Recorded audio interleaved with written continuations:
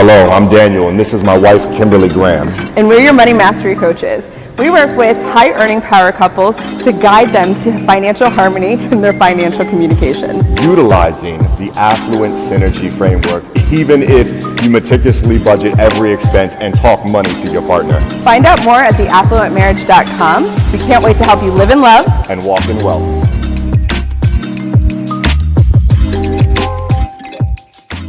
Hey, what's going on, everybody? Welcome back to the Affluent Marriage Podcast, here with our Better Together series. Guys, you know it by now. You can probably say our mission with us, but our mission is simple.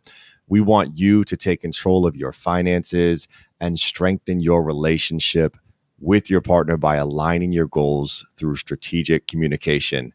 She's never done the hand signs before. I don't know. She felt inspired tonight. You know what I mean? So if you're watching this live, you can watch Kim, who also knows how to sign.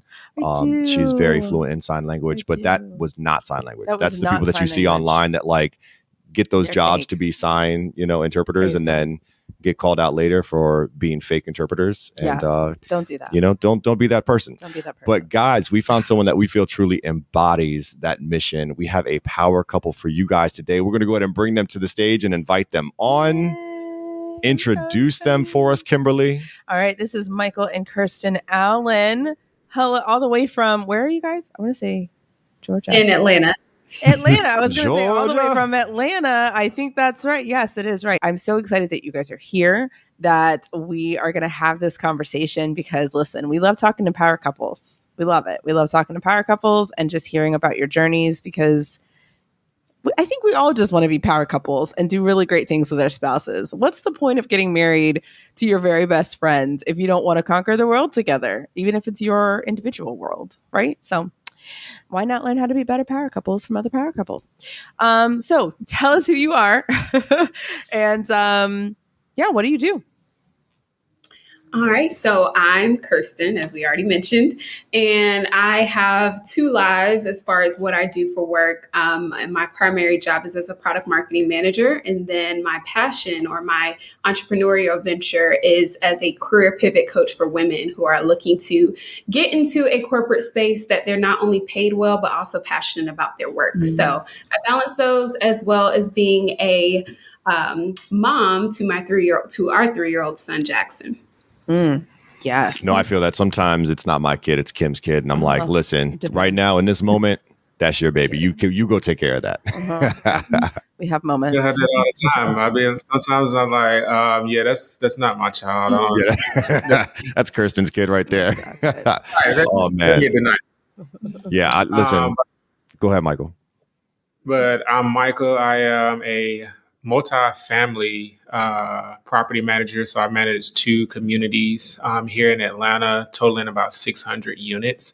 I've been doing that now for about 8 years. So it's going well. Wow. Okay. 8 years. So you know a bit about this rental game. This is good. Yes. A little bit. Still learning every day. For sure. There's so much going on in that space. And it's just so fascinating to hear people who've been in that world for a little bit. Because there's a lot of people, who are like dabbling in it now. And you're like, well, there's a lot of things that are happening over time that you just have to like, you probably look at them and you go, you'll figure it out. Like you'll get it eventually. But that's awesome. What got you into property management? So when I graduated from college, the community that Kirstyn was actually living at, they were looking for part-time maintenance for the summertime because it was a student housing community. So everybody moved out at one time. So they needed temporary people to help, turn those units for move-ins in August. And I was like, well, never really done maintenance. I guess I'll try it out. So I tried it out, ended up becoming permanent at the community and just been going ever since. I love that. That's awesome. I love when you walk into situations where you're like, I'll give it a shot. And then it turns into something, 8 years later that you're like, I'm really good at this. That's awesome. Well, as you know, go ahead. Were you going to say something? Go ahead. Oh, I thought she was going to say something. Sorry. I was like, hold on. I want to make sure you got everything out. So it's really crazy. So what we love to do on this this podcast is we love to just have conversations that are very, very open and candid. And you mentioned something just now about her being on student campus. And is that when you guys met? Like, how did you guys meet? You want to tell that story? That looked like who's going to tell the story? Because she always feels like my story is a little skewed.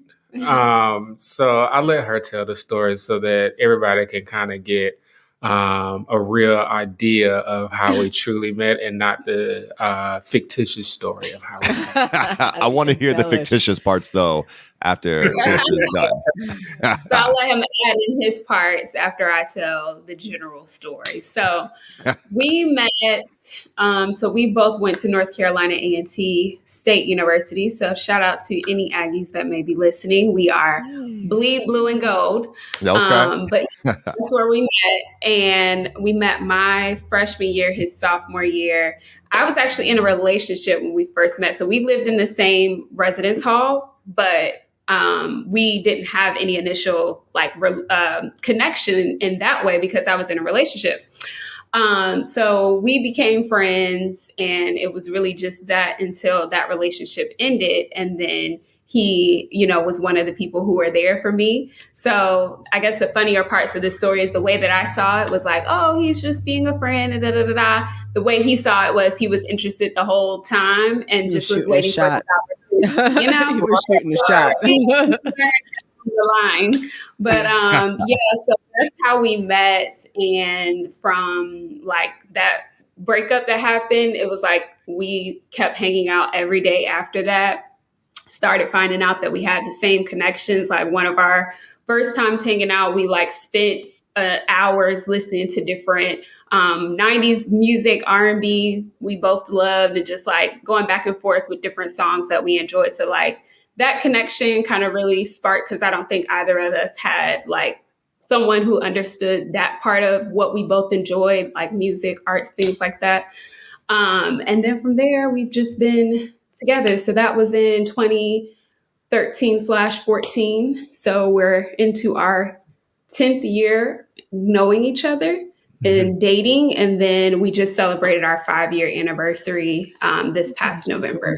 That's awesome. Congratulations. And you just brought up the 90s. Oh, yes, I do want to hear that story. You brought up the 90s R&B before you go there. Yeah. And I remembered you just did a photo shoot recently, and I was just looking at your stories. And you were putting up all different types of 90s R&B. And I was like, what was it? I think it was, oh my gosh, that chick's name where it's like, oops, there goes my, we were having a conversation about that. I was like, what were we doing? That was my jam in middle school, though. What were we? Right. That was listening to that song. We should, and that was definitely not 90s, but still, that's a good song. But he loves 90s R&B. That is his blood. That's my jam. That is his. Yeah, every night. Growing up, it was love talking slow jams, and it was just listening to the radio. It was just, man, that was my childhood right there. Yes. Right. Yeah. That was us. Yes. So I want to hear the embellished version. Yeah, come on, Michael, hit us with it. I don't really go into the parts of living in the same residence hall. I was always just tell everybody, she had a boyfriend. I just swooped in, for the kill, and stole her from him. Facts. Yeah, I was there. I just went and shoot my shot. It wasn't. Yeah. I wasn't there to be the person whose shoulder she cried on. I was there to be like, hey, so what's up? He's gone. I'm here. Let's do this. Let's do this. Hey, I like that version too. I love that. They remind me of Bryce and Alicia. No, I was going to say we've had the last few couples that we've interviewed. It's interesting that the guy was stalking, not stalking, but you know what I mean? Hunting his prey. He was all right, I'm gonna wait. I see what the prize is. I see the treasure and I'm after it, but I won't let them know right now. But when it's time, when it's my time, you guys gotta watch Bryce and Alicia's story, that podcast. Or even Mark and Deanna. Yeah, Mark and Deanna were very similar too, where it was just kind of nah, I'm gonna sit here because this is happening. I don't know what you're talking about. I don't know what you're thinking, but I'm in it.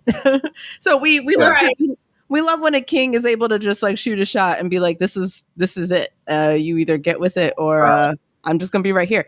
So I love that. That's so awesome. And congratulations. Happy anniversary. I'm sure there's a lot you've learned in the last almost, what you said, decade of being together, 5 years married, right? Mm-hmm. There's a lot that's probably happened, especially becoming parents and like, you know, deciding what you want to do with your life, especially I think after college, there's a lot that shifts and changes between like what I went to school for versus what my passion really is.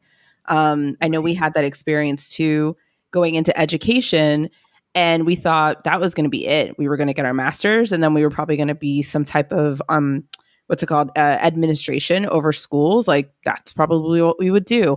But then passions took over. You know, like things took over. Life took over. I would say especially after having our first baby, because my experience of what I wanted for life changed drastically, because I was like, I kind of like being home. I kind of want to have the choice of having what to do with my hours, so I can choose when I want to be with my, you know, like when I want to be home and when I want to work. I don't really want to be dictated by the job anymore.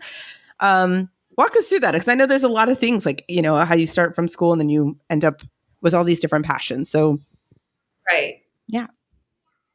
Yeah, so I would say this is probably, like you already mentioned, one of the challenging parts of it, because it's kind of like, you know, being with a new person in different seasons as they're trying to navigate life. So just like, you know, how he shared with his journey in property management, he gave you the highlights, but there were obviously parts in the journey where, you know, it was rough and he was trying to figure it out. And this job wasn't doing, you know, what it needed to be doing. He was overlooked here, like all these different things. So just learning to navigate with the other person as they go through their seasons. And now it's like kind of my season as well. Entrepreneurship, like you just said about how things change when you have a child. You may have this idea of like, oh, I'm just going to work my way up the corporate ladder. And then when you have the baby, you're like, oh, wait a minute, like, everything kind of shifts and now you have different ideas of what you want to do. So I think that one of the challenging parts, like I was getting to, was just figuring out like the person that you're with in college, like I'm sure we can both say like totally different from who we are today. And sometimes you can try to think like, oh, remember this, or, you know, kind of live in the past a little bit. And you have to kind of consciously be able to embrace like what the now is and be able to evolve with someone. It's not like kind of getting married later on in life where you're kind of settled and it's like, well, here's who I am. It's like when we signed up for this thing, we said, here's who I am. But like, then that changed 10,000 other times from there.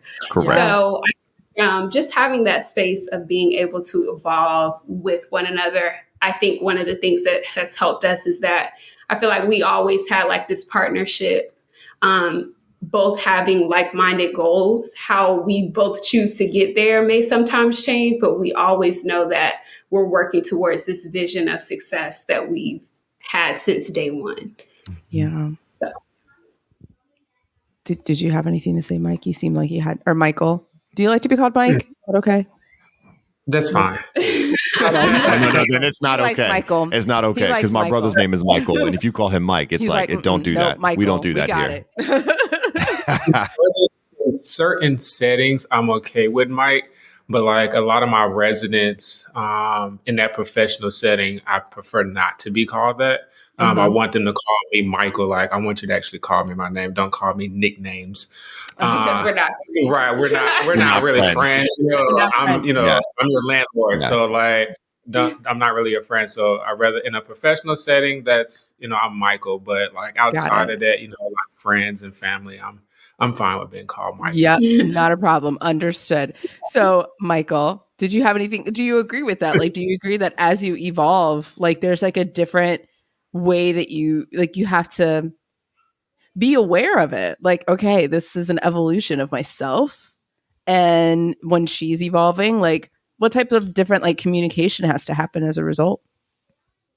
Communication is most definitely key because, like she said, we've gone through quite a few different stages, throughout our, decade of being together. Because at one point I left the real estate industry and started selling cars, because cars that's a passion of mine. So I started doing that to see if that's something that I would want to stick with.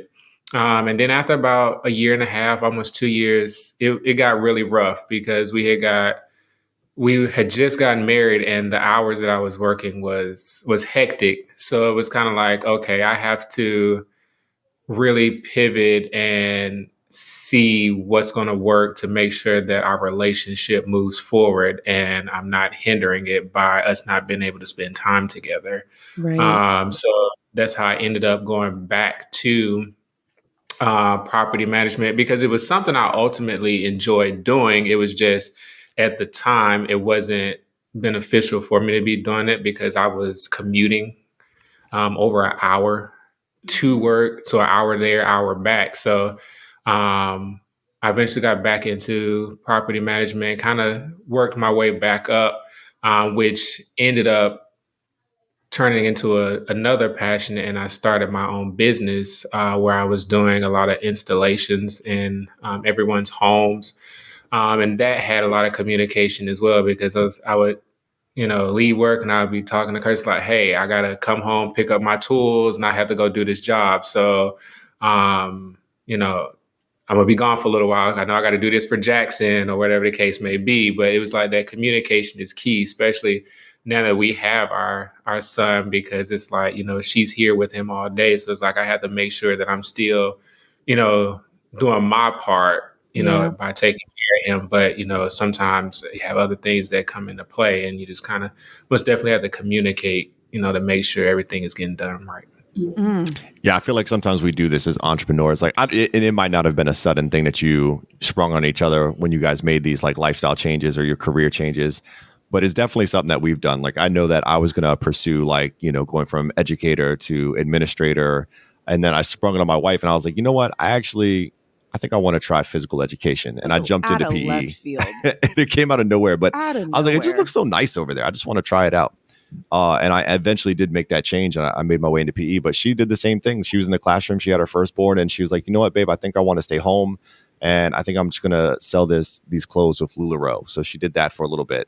And then after that, you went back to teaching for a year or no? I did. No, I did teaching and teach for a year with Sophia and then you did LuLaRoe. And then she was like, you know what? I'm done with this LuLaRoe thing. Like, I think I need to help people with their finances because I saw that this was a huge pain point and struggle point for people while they were in this, this business. So then she went on to do that. So I was like, you know what, babe, go for it. So as you guys are, going through life and you're making these career changes or going from, being a property manager to a car sale to back to property management. And Kirstyn, I'm sure you've made your changes too. Like how, because that it can catch you off guard if you don't communicate. So like, how did those conversations go? Like when you guys made those changes? Yeah. I think that I felt like we've both always been supportive of like what the other person wants to do. I think that the conversations have just been very open and like, all right, I can see, obviously, he's commuting an hour back and forth. So he's like, yeah, I have this opportunity, to be closer to home. And, this is something that I feel like right now I need to do. It may not be my place forever, but it at least gets me back to, our side of town where I'm not driving, back and forth. And I'm like, yeah, I totally get that. So I think that the transition conversations have been fairly simple because I think we both believe in each other's, vision, dream, discernment, and just being like aware of what's going on. Like usually when the transitions happen, it's like these have been like conversations or, something in the making. Like, I've been saying that this has been a concern for me. Like I've been saying this is something that I want to do. And like, here's the opportunity. So it's like, oh yeah, we're all on board because we've been kind of talking about this or alluding to this all along.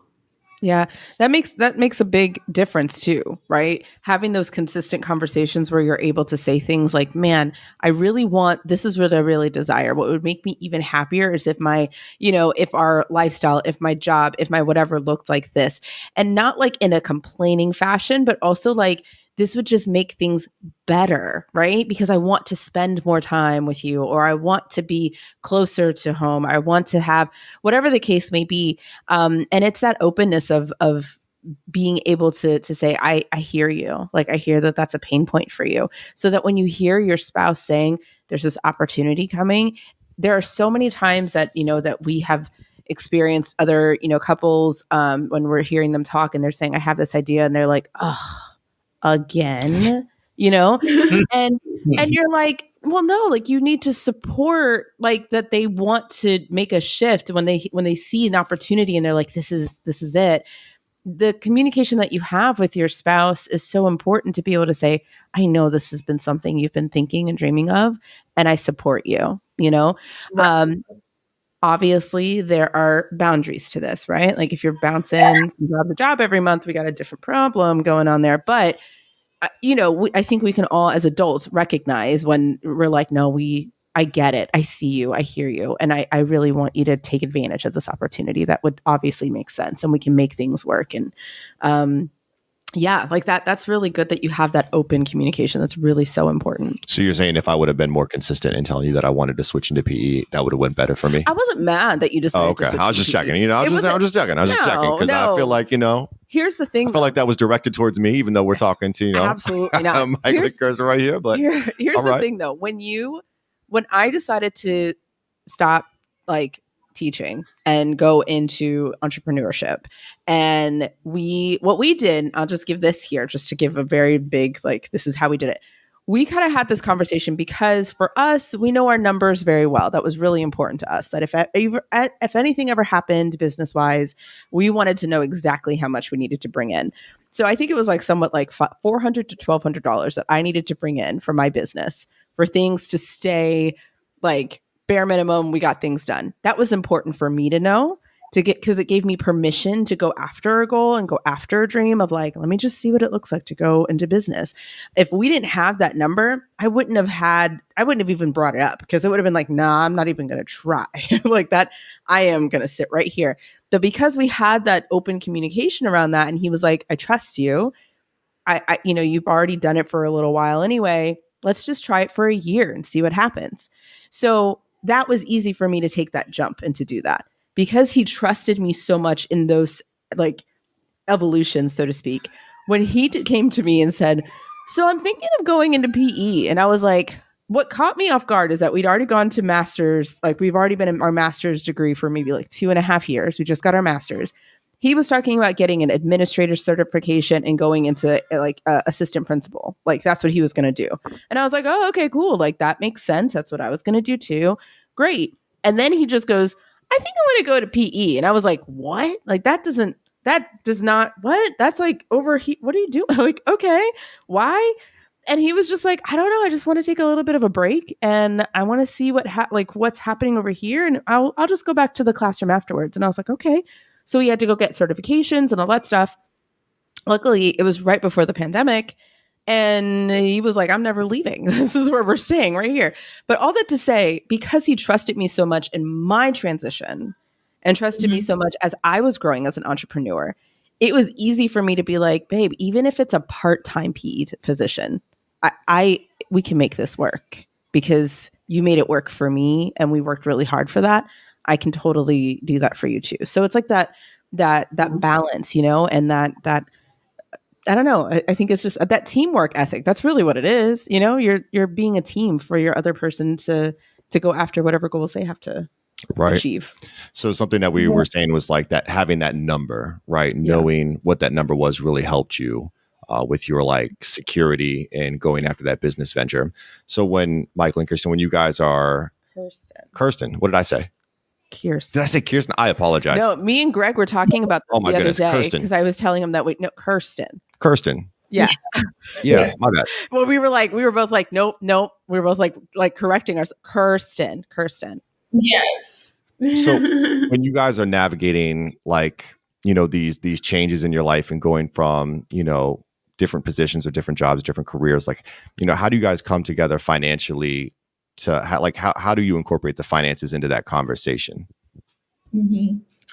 This is probably something that we Hot can do topic. better because we have two different views as to that. And I know you guys are probably going to look at me when I say my view and be like, girl, but I'm more so of a person, and I'm getting better, but I'm like, I know what I make and I buy what I want. Like, I just kind of, True expressionist like me.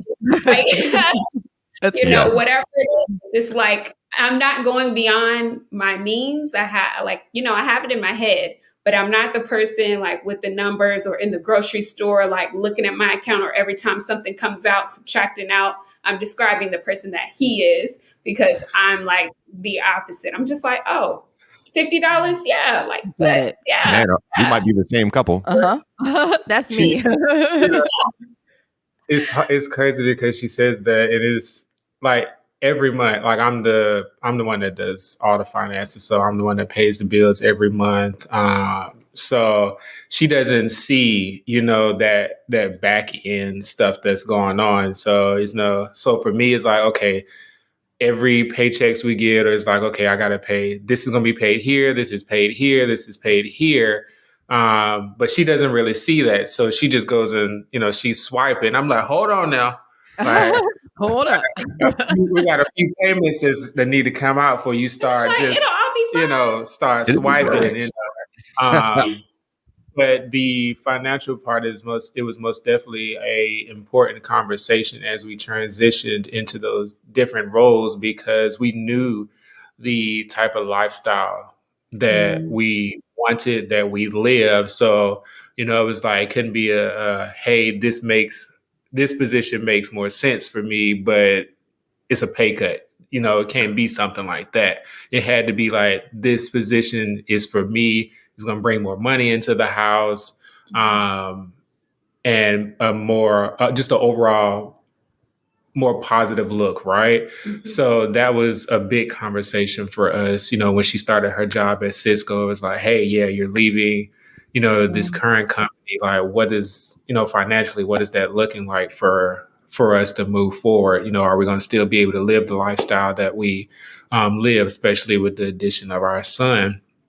So that was most definitely something that we had talked about. She's more so on she just talks and not really, implement everything. So, but she's working on that. Like a month or so ago, I actually sat her down. I was like, hey, I want you to look at our finances and see what's going on each month so that you can kind of get a better look at what I'm doing each month. So she's doing a lot better at, but she still has her swipe moments. It's all good. It's Soul all flight good. moments. Listen, our Harmony Mastermind is perfect for that, because what we like, this is the thing though, right? Because the way that you communicate with money is important, and it can be used as a strength. And the way that he communicates with money is important and is a strength. Sometimes it's more obvious in society standards that we think those savers are better at money, but that's not always the case, right? It's important for you to come together, and you guys already have great communication. So leveraging that and then saying, you know what, you have some superpowers, I have some superpowers. As we start to, I always think of Captain Planet, with our powers combined, right? Like, we can take over the world. Now everyone knows you're a nerd. I am just showing my nerd colors today. But like, I'm okay with it. So it's just that's really important. The same way that you guys leverage your communication to weather the storm of like, we're going to transition to a different job. And there's always that transition when you're waiting for that next paycheck and you don't have that other paycheck and you're like, we got this, we're going to hold on. That same teamwork ethic can also be put into other areas of our lives. And I think that's why we talk so much about communication, that it really is the core. If you have that if you have that down and you're like, no, of course I'm going to do what it takes to make sure that we are on the same page for our goals and dreams. Implementing that in your finances is the same. It's just literally carbon copy. Like, I want the best for our household. I want the best for our future. So what do we have to do in the now so that we can continue to keep this going? So yeah, so it's good that like, there's stuff I can work on. There's always stuff that we can work on, but I think it's, really valuable again that you're so open with that.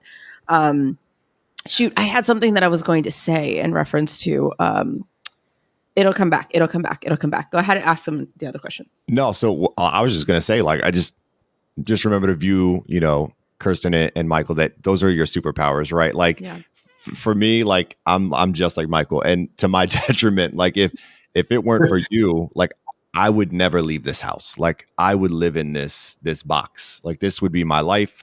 I would touch grass every now and then, but then I'd be right back inside. Like, I would do nothing. Like, live the most boring, basic life, and I would have nothing to say at the end of my life about places I've gone and things that I've done if it were not for my wife, right? Mm-hmm. So I absolutely need her for life's experiences and memories and making moments with my family and all of that. Like, that is your superpower. That is my superpower.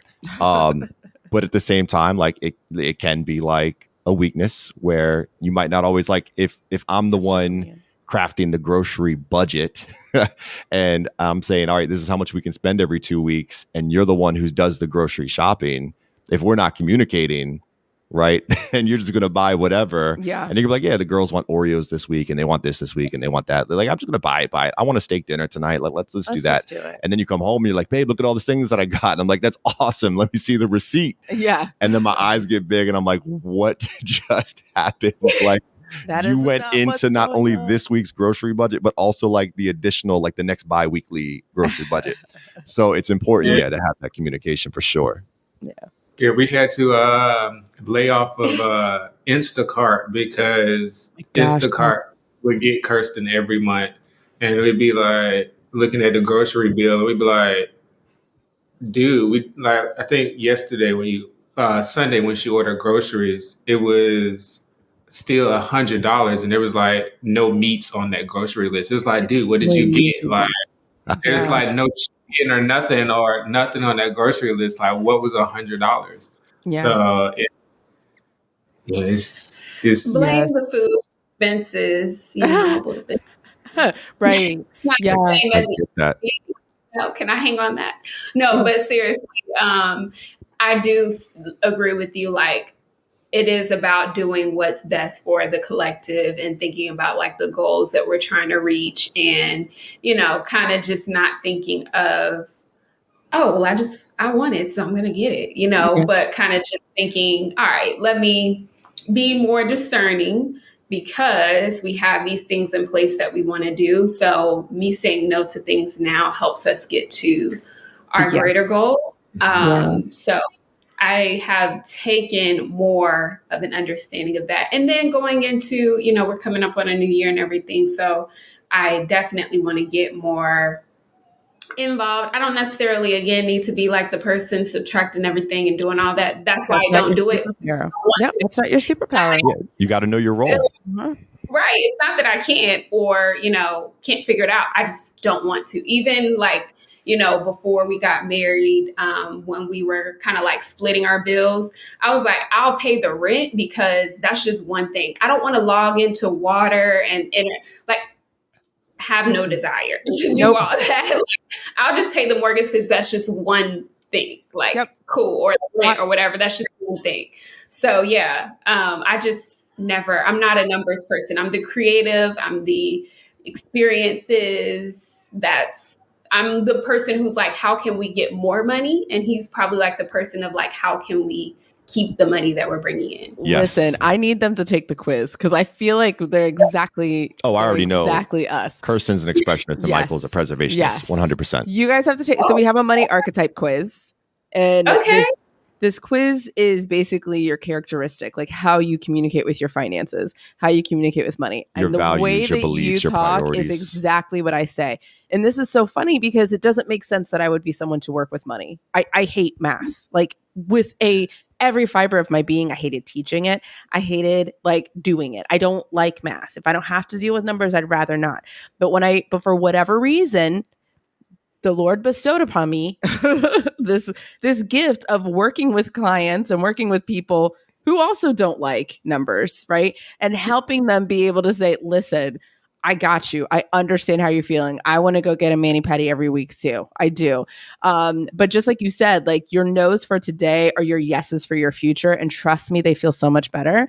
And I guess I get more attached to the dream because I'm a creative too. So I get more attached to the dream, the goal, the big idea, the feeling of going on that vacation and feeling the wind in my face, the Mai Tai that I'm going to be sipping. Like that's the thing that I hang up on. And that's like the dream. And I'm like, all right, I will do whatever it takes to be able to get more of those. So what do I got to do? What do I got to do? So when we got rid of our 76K in 28 months, like that was the thing. I want to go to Magic Kingdom and you're not telling me no. Like that's what's happening here. So I feel like we're very similar. I love it. I love it. So I guess going back to what you do, Kirstyn, I feel like this is super helpful in how you work with your clients, especially in your business, helping them with their career pivot, because exactly what you guys went through, are going through, will go through is exactly what your clients are going through as well, because they are wanting to find the perfect fit in their business or in their corporate position where they want to be able to say like, I might want to have less hours because I want to be home with my kid or I want something remote. And some of them might be in a position where it might be a little bit less of, it might be a pay cut, but is it worth it to have the lifestyle you want, even if it's a little bit of a pay cut, you know? Yeah. So I don't know. I feel like you have a lot of experience to give to your clients around that. Yeah, absolutely. It is about, I think one of the first things that I like to help people really get aligned with is like, what's your, I call it refining your vision. So like, what is it that's kind of like sparking you to want to make this change? Because the last thing that you ever want to do is decide that you want to make a pivot and then go into something else that you hate. I feel like that's just a wasted time of, Absolutely. make this move, not, centered in what is important to you right now. So sometimes we get caught up in like climbing the corporate ladder and doing all these things because it just sounds like this is what we should be doing. I'm talking to my past self because I felt like that. Yeah. But really, when you sit down and think about it, like you said, it may be something that might be a pay cut or a different pay structure. Like when I made my shift, I went from a sales position where I had like commission checks, right? I had a base salary, but I also had like these nice size commission checks. And I moved to more of a salary bonus structure. So not necessarily a pay cut, but I wasn't used to seeing like these like nice little pops of income that would come around commission time where, kind of having this untapped income, so to speak, being in sales. So, but what I decided for me was that it was important for me to be here with my son. So even if I'm not like seeing these, pops, what was that worth versus me being stressed out, maybe having to put him in daycare because I couldn't handle it. And just overall, for me, not feeling fulfilled in what I want to do. Is that worth extra commission checks? No. Like I need to, like, not only is it like worth that, but I know I can create so much more in what I actually want to do. I'm the type of person, again, being a visionary and creative, I don't feel like one place is like my end all to be all. Like if I go over here, I can create the same thing that I did over here for myself. That's just my belief. So in terms of getting locked in with your passion, I feel like everything else is going to fall into place the way that it's supposed to. So that's a big thing that I hope that people are inspired by as they are listening to my content, and especially if they decide to work with me, is like, let's find the thing that's like really lighting you up, that aligns with every piece of your life, knowing that you don't have to just stay somewhere for a check. Like life is too short. It's many ways to get a check. Like we don't have to sit anywhere we don't want to be. Exactly. Oh my goodness. I think that was one of the biggest things that we found. I did a training on this yesterday around the 4 things that we learned when we were paying off our debt and like whatever. One of the things was that money is literally everywhere because we had to find a lot of extra cash when we were paying off the debt. And we recognized that if we wanted it, it's right there. Like it's just my willingness to open my eyes and look and ask questions, but it's all there. And when you recognize that, you kind of realize that anything that you desire, you can have it. Like it really is a matter of you just switching that mindset and Yeah. being willing to be ready to receive that. I think is really important too. So I love that you're positioning your clients to be in that position as well, to be able to recognize what you want is out there. There's an untapped potential. Love that. Love that. Yeah. And sometimes it can just feel like it's not, because it's like the societal thing that we're in, like, oh, you have to be here. And, especially when we think about generations before us, they're like, oh, this is the way that you need to go. And you kind of just have these blinders on. But like you said, like once you finally take that off and like look at the time that we're living in, it's like, oh no, like there's so many different opportunities. If I just had the deep rooted belief in myself, then I don't have to sit anywhere I don't want to be. Like, even if this burnt down, I can build it again. So, Right. I love that so much. Yep. I have a very similar philosophy. All right. So as we start to wrap up, we will always want to give you guys a chance to just tell people where they can find you as they're listening. Where are they looking to find more Kirstyn and more Michael? Yes. So you can find me on LinkedIn, Kirstyn J. Allen. Definitely make sure that you guys have the link to follow me there. That's where I hang out. Also on Facebook, but mostly you'll find me over on LinkedIn. She's the LinkedIn queen. Yes. She actually helped me on my LinkedIn. So a lot of things that are on my LinkedIn now weren't there before. She's good. So she helped me with a lot over there. People can most definitely find me on my LinkedIn as well. It's Michael G. Allen on LinkedIn. So they can find me there. You can find me on Instagram as well. I do a lot of content over on Instagram, so people can find me there. That's 26_visions. Nice. Oh my gosh, that's good. I will definitely make sure that I add you on LinkedIn, because I am trying to get to my 150 peeps so I can go live. Because I'm like, I want to go live more, and I can't believe that I don't have access to that on LinkedIn yet.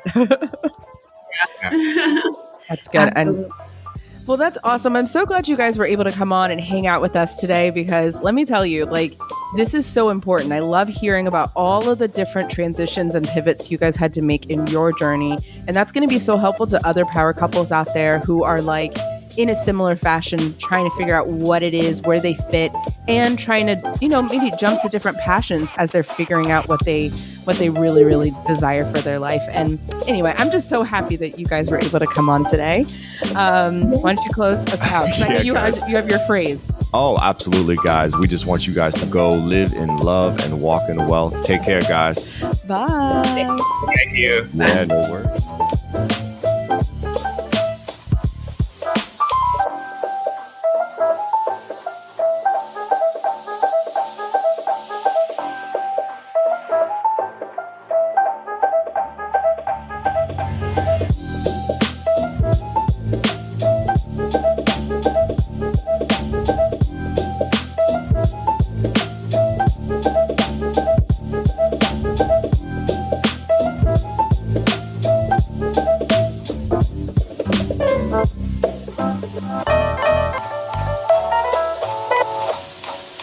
Bye.